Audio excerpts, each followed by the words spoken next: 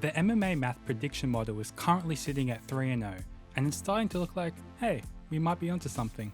Quickly, if you're new to this series, we are doing a long-term experiment to test the commonly held notion that MMA math is an inaccurate predictor of the results of MMA fights, and we are currently swinging at 100% accuracy at 3-0. We have slightly modified the rules, making this video the first using version 2. If you have any suggestions or comments on the model, please leave them down below. But in any case, this is how we're going to use MMA math to predict UFC 309. We are going to look at a fighter's last 5 fights. A fighter will get points for every victory relative to their opponent's UFC ranking at the time. Beating a champion will get you 16 points. Beating ranked 1 will get you 15, beating ranked 2, 14, and so forth. Losing a fight nets you -2 points, and getting finished nets you -3.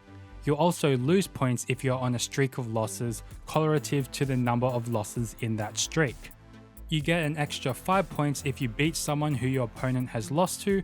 If your opponent avenged that loss, you only get 1 point. You gain an extra 5 points if you have already beat your opponent, capped at 10 points. You get an extra 5 points for a KO, TKO, or submission, and extra points for a streak of finishes correlative to the length of the streak. For example, if you had a 3-fight win and finish streak, you will get 15 points base for these finishes and an extra 3 points for the length of the streak, making 18 points.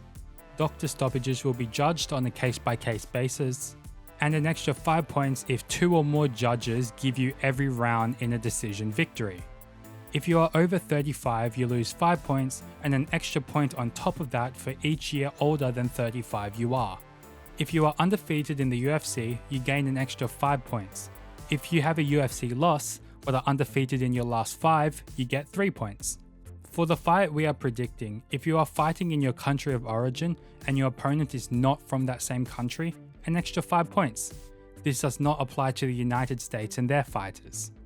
Okay, with the rules out of the way, let's look at the co-main event and the rematch of Michael Chandler and Charles Olivera. Let's start with Iron Michael Chandler, who off the bat loses 8 points as he is 38 years old. 5 fights ago actually takes us to the 23rd of January 2023 for UFC 257 Poirier vs McGregor 2, where Chandler will actually be making his UFC debut against 6th-ranked Dan Hooker. Coming in as a slight underdog, this fight would be the perfect debut for Chandler, showing what made him so successful in Bellator, clipping Hooker with a left hook just 2 minutes and 9 seconds into the first round, earning 15 points. 4 fights ago takes us to the 15th of May 2021 for UFC 262 Oliveira vs Chandler 1, where after the retirement of lightweight champion Khabib Nurmagomedov, the UFC would call up Chandler, now ranked 4, to take on 3rd-ranked Charles Olivera for the vacant lightweight title. In a first round that he hopes to replicate in this upcoming rematch, Chandler would find success dropping Oliveira late into the first round. However, this success would not carry forward into round 2, as Oliveira would finish Chandler with a left hook and ground strikes just 19 seconds into the second. Chandler will lose 3 points for getting finished, and Oliveira will gain an extra 5 points when we calculate his points total.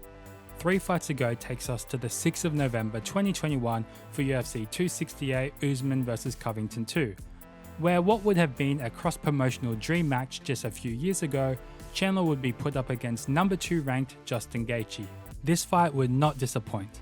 In an all-time classic, Gaethje and Chandler would go back and forth with heavy strikes in a fight next to no one expected to go to the judges' scorecards. Chandler would lose by unanimous decision, losing 2 points, and another 2 as this is where his losing streak will end. 2 fights ago takes us to the 7th of May 2022 for UFC 274 Oliveira vs Gaethje, where Chandler would take on 7th-ranked Tony Ferguson. Coming in as a moderate favourite, Chandler would prove too much for a declining Ferguson, knocking him out with a front snap kick 17 seconds into the second round. Chandler would gain 14 points for this victory. Chandler's last fight takes us to the 12th of November 2022 for UFC 281 Adesanya vs Pereira, where Chandler would be put up against number 2 ranked Dustin Poirier. After a bloody action-packed first 2 rounds, Chandler and Poirier would go into the final round even on all scorecards. After a wild grappling exchange, Poirier would catch Chandler in a rear naked choke 2 minutes into the third, which means Chandler will lose 3 points. Now let's look at the former lightweight champion and fan favourite Charles Olivera, who gets an extra 5 points to start with as he's already beat Chandler prior, but will lose those 5 points straight away as he is 35.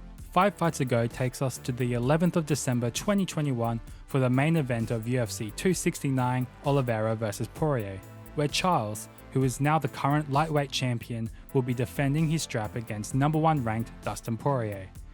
After a scare in the first round, Oliveira would come back to dominate the second and ultimately submit Poirier in the third, earning him 15 points for the win, 5 points for the finish, and an extra 5 for beating someone Chandler has lost to. 4 fights ago takes us to the 11th of December 2021 for the main event of UFC 274 Oliveira vs Gaethje.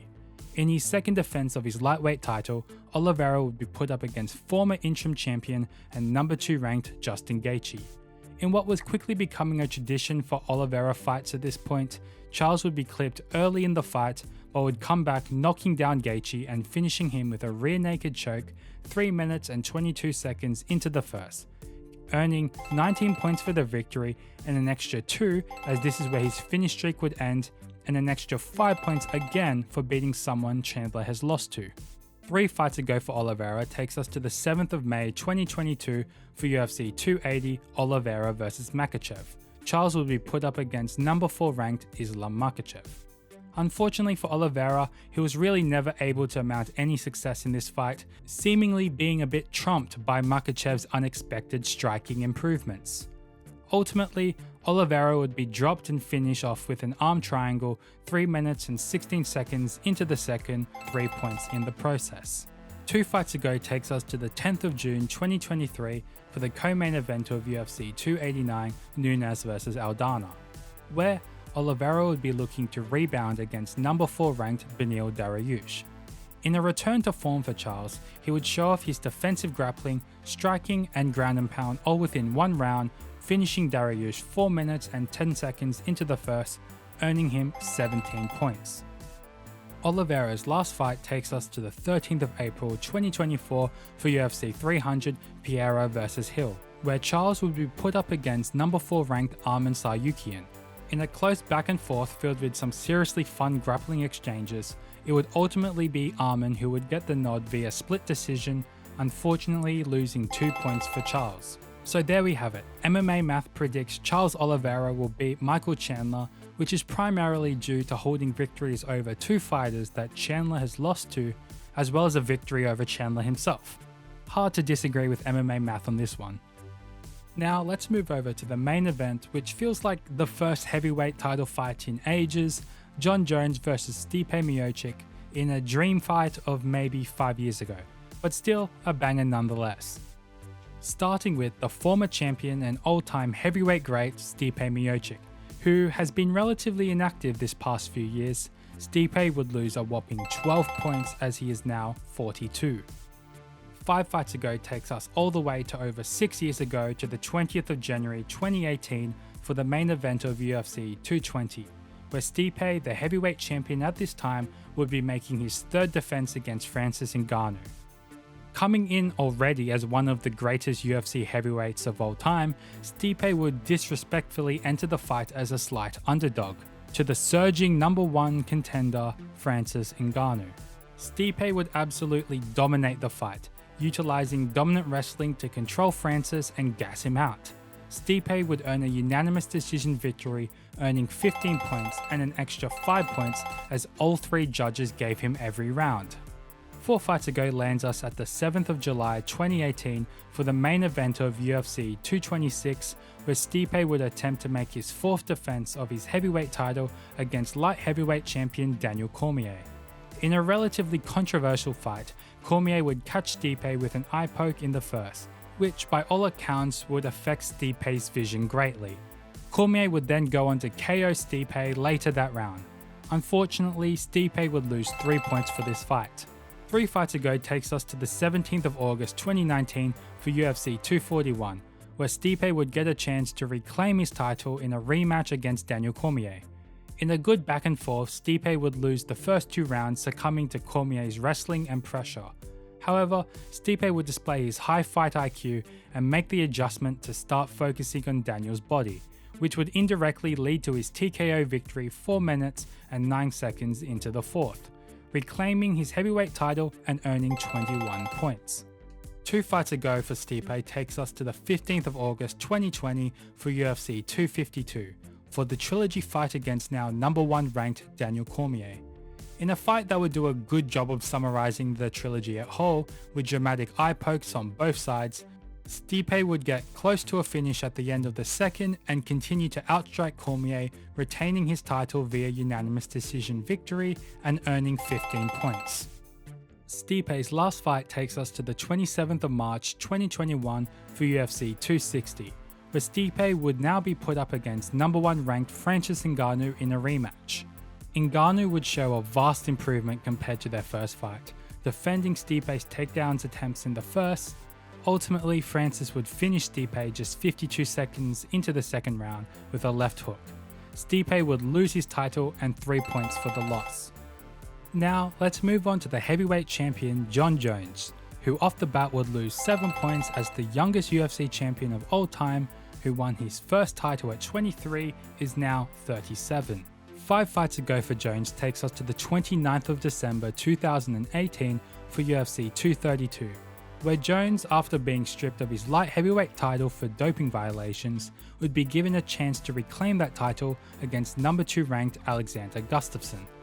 In a rematch of their all-time great fight, Jones would show off a vast improvement relative to Gustafsson, picking him apart the whole fight and finishing him in the third round via ground and pound, earning himself 19 points.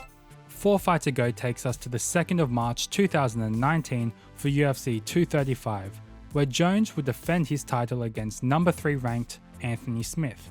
In what would turn out to be a bit of a mismatch, Jones would handily win every round. However, in the fourth, he would land an illegal strike being deducted 2 points, meaning he wouldn't technically win every round on the scorecards, earning simply the base 13 points for the victory.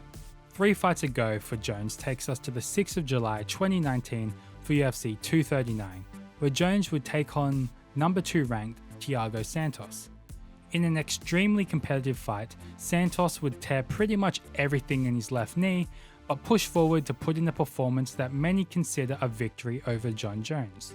Unfortunately, 2 of the 3 judges did not agree with this sentiment, who appreciated the consistent forward pressure throughout the 5 rounds, giving Jones the victory via split decision, earning him 14 points. 2 fights ago for Jones takes us to the 8th of February 2020 for UFC 247, where Jones would defend his title against number 4 ranked Dominic Reyes. In another controversial decision that ultimately goes Jon's way, Reyes would start on fire, outstriking Jones and having a very strong case to winning the first 3 rounds.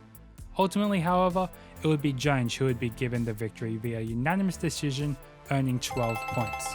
Jones' last fight takes us to the 4th of March 2023 for UFC 285, where Jones, 3 years after his last fight, would make his highly anticipated heavyweight debut for the now vacant heavyweight title against number 1 ranked Cyril Gane.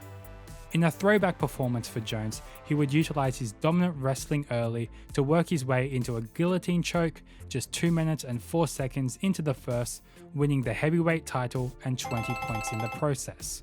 So there we have it. MMA Math predicts Jon Jones will beat Stipe Miocic. However, this is probably the most asterisks we could possibly have for an MMA Math prediction. First of all, heavyweight is very likely the division in which age has the least effect, so we could easily negate the age subtractions. Also, all of one but Jones fights have been in light heavyweight, which has an objectively larger potential weight difference compared to any other 2 divisions, meaning honouring the points associated with the rankings at light heavyweight can prove to be dangerous. In any case, we have to apply the same rule set to everyone and every fight for this experiment to work. Thank you again for everyone who has stuck around, kept up with the series and supported the channel. It means the absolute world. For those who are keeping up with the series, I just want to clarify a few things. I'm going to do most UFC main events, but not all of them, and really only co-main events that I find interesting. Unfortunately, for this series to work, it has to take place in the UFC, and both fighters need at least, say, 4 fights in the UFC. As much as I'd like to expand these to non-UFC fights, there needs to be a more reputable global ranking system for MMA, much like there is in kickboxing or boxing. The lack of cross-pollution among organizations in MMA pretty much makes MMA math a per organization thing at this stage. In any case, if you enjoyed the video, please make sure to like and subscribe, and I'll see you in the next video.